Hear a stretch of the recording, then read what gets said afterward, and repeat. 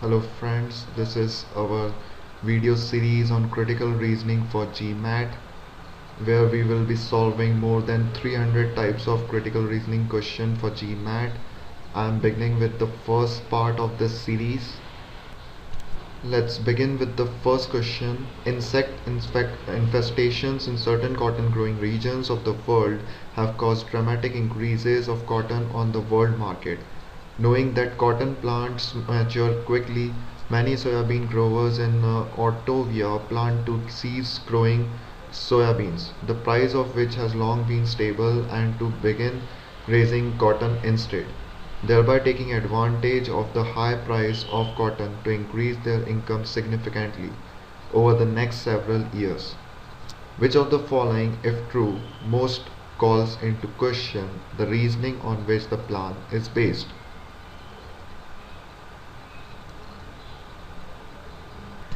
Now we have to choose that option which weakens the reasoning of the question. Let's take one option. Let's say A. The cost of raising soybean has increased significantly over the past several years and is expected to continue to climb. This supports a switch to cotton. Rising costs will lead to reduced income from soybean in the future. So this doesn't weaken the question. C option says in the past several years there has been no sharp increase in the demand for cotton and for goods made out of cotton, either outside the scope, and has no impact either way.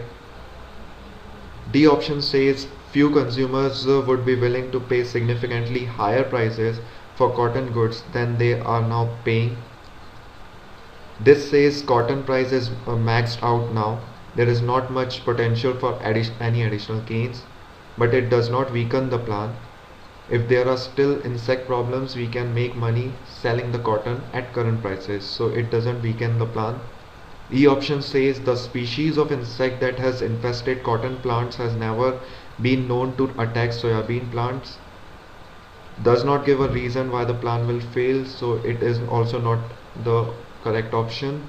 While the B option says test of a newly developed inexpensive pesticide have shown it to be both environmentally safe and effective against the insects that have infested cotton crops.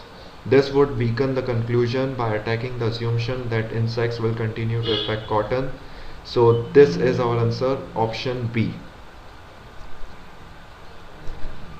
Moving on to the second question. Jennifer. Video rental outlets in Centerville together handle 10,000 fewer video rentals in 1994 than in 1993. The decline in rent probably due almost entirely to the February 1994 opening of Videorama, the first and only video rental outlet in the area. In addition to renting videos, also sold them cheaply. Brad, there must be another explanation.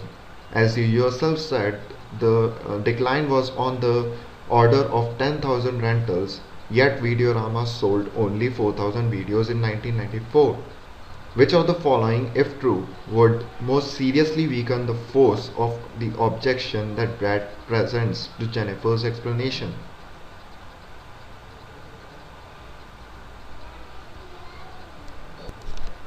Take one option at a time.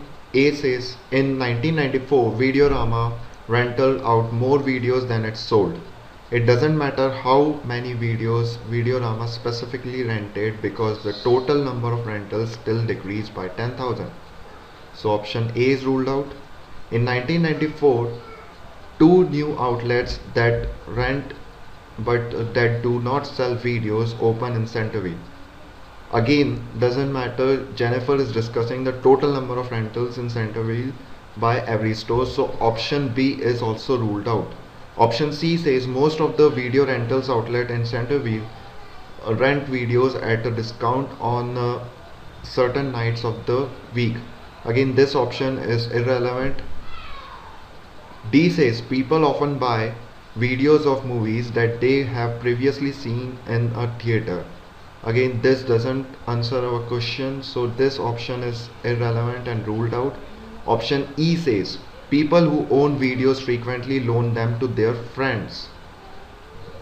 So this is the right option, as Videorama may have only sold 4,000 videos, but those videos could have been loaned out to people who would have instead rented the movie, thereby decreasing the total number of rentals.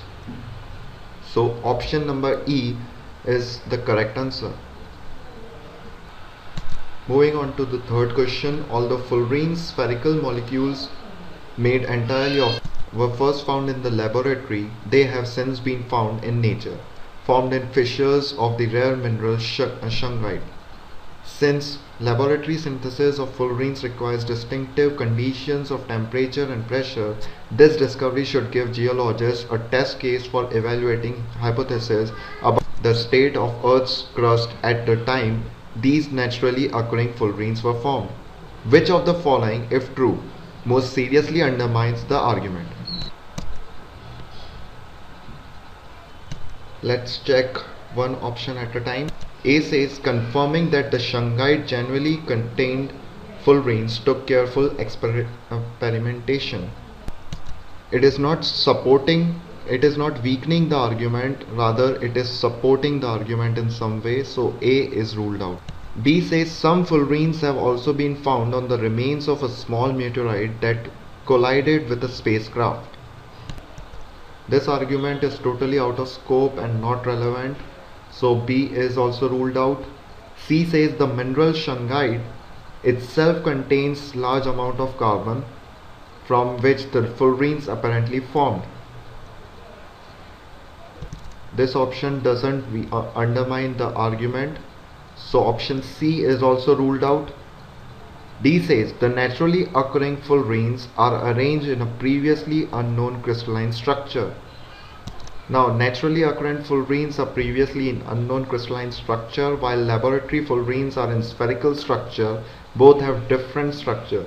Conditions of temperature and pressure required will be different for these two forms, so option D undermines the argument.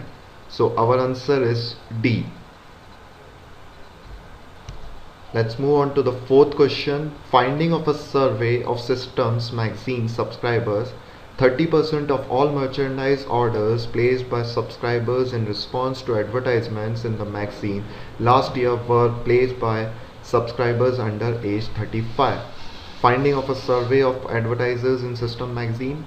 Most of the merchandise orders placed in response to advertisements in Systems last year were placed by people under age 35.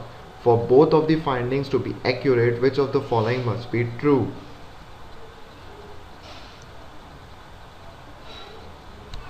A option says more subscribers to Systems who have never ordered merchandise in response to advertisements in the magazine are age 35 or are under age 35. This doesn't give any information on the present statistics, so option A is ruled out. Option B says among subscribers to Systems, the proportion who are under age 35 was considerably lower last year than it is now. Again, this doesn't give any statistics on the present. Option C says most merchandise orders placed in response to advertisements in Systems last year were placed by Systems subscriber over age 35. This is totally opposite statement to the under age 35. So option C is ruled out. Option D says last year the average dollar amount of merchandise orders placed was less for subscribers under age 35 than for those aged 35 or over. Option D can't predict average dollar amounts, so it is ruled out. Last option, option E says last year many people who placed orders for merchandise in response to advertisements in Systems were not subscribers to the magazine. So this is the option that makes both the findings accurate. So option E is our answer. Let's move on to the fifth question. A major impediment to wide acceptance of electric vehicles, even on the part of people who use their cars almost exclusively for commuting is the inability to use their electric vehicles for occasional extended trips. In an attempt to make purchasing electric vehicles more attractive to commuters, one electric vehicle producer is planning to offer customers 3 days rental of a conventional car for every 1000 miles that they drive their electric vehicle. Which of the following, if true, most threatens the plan's prospect for success? Now, A says many electric vehicles that are used for commercial purposes are not needed for extended trips. This doesn't threaten the plan's prospect in any way, so option A is ruled out. B says because a majority of commuters drive at least 100 miles per week, the cost of the producer of making good the offer would add considerably to the already high price of electric vehicles. Now this option is already increasing the cost of already high price of electric vehicles, so option B is the one that is threatening the plans most. So option B is answer. Let's look at other options as well. Option C says the relatively long time it takes to recharge the battery of an electric vehicle can easily be fitted into the regular patterns of car use characteristic of commuters. Now this is supporting the use of electric vehicle and not threatening the plan in any way. So option C is ruled out. Option D says although electric vehicles are essentially emission free in actual use, generating the electricity necessary for charging an electric vehicle's battery can burden the environment. Now is out of scope as nothing about environment is talked about, so again D is ruled out. E says some family vehicles are used primarily not for commuting but for making short local trips such as to do errands. This option is again irrelevant and has nothing to do with the plan, so E is also ruled out, so our answer is B. Let's move on to the next question. Until now only injectable vaccines against influenza have been available. They have been primarily used by older adults who are at risk for complications from influenza. A new vaccine administered in a nasal spray form has proven effective in preventing influenza in children. Since children are significantly more likely than adults to contract and spread influenza, making the new vaccine widely available for children will greatly reduce the spread of influenza across the population. Now, which of the following, if true, most strengthens the argument? Option A, if a person receives both the nasal spray and the injectable vaccine, they do not interfere with each other. This doesn't strengthen the argument, so option A. B says the new vaccine uses the same mechanism to ward off influenza as injectable vaccine do. Again, this is not strengthening the argument.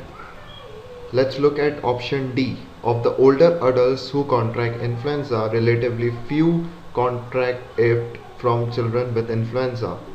This strengthens the argument since when they will be contracted with influenza from children, they will be buying new vaccine for their children.